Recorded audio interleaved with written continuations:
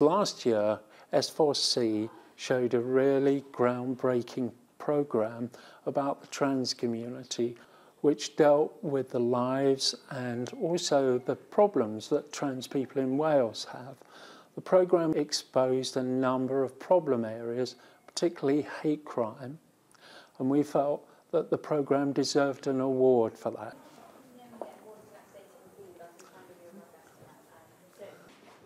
Hi, Geraint.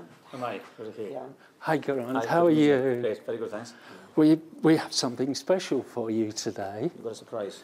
We have an award for you. Wonderful. For you and your team. Well.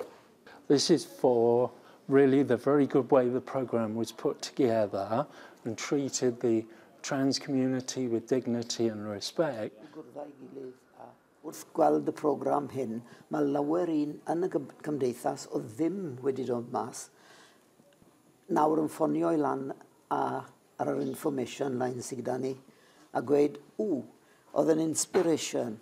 Mae'r program wedi bod yn inspiration I lawer bobl yn Gymru.